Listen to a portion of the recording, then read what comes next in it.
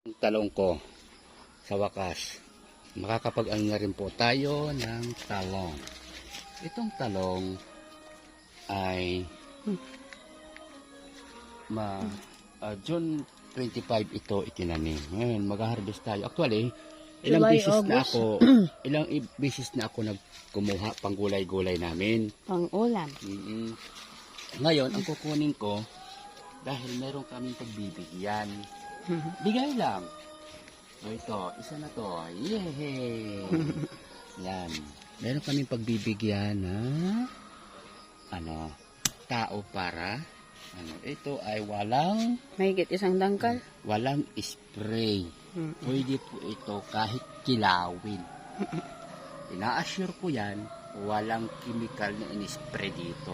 May paga. Marami. Yun lang ang premyo mo. Marami kang dyan. Parang yung nasa guyabano, nandito na. At least, di ba, pinoprotect nila. Di ba yung paga, hindi siya lalapitan ng aphid pag may paga? Oo. Yan. Yan yun. Dito. Pag may hamtik. Hawakan mo. Dahil meron na dito may butas. Ito may butas na eh. Naku, nadali na. Nadali. Mm. Meron pa dito. Yung mga medyo malaki-laki.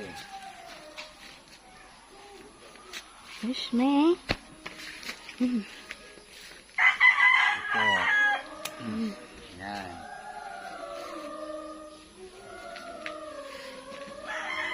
Ito, mga pa to eh.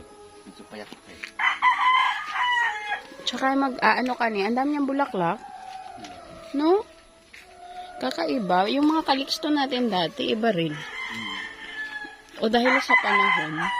Tama mo, puro purple oh. Ang ganda ng bulaklak. Oh, may paga, bugaro paga.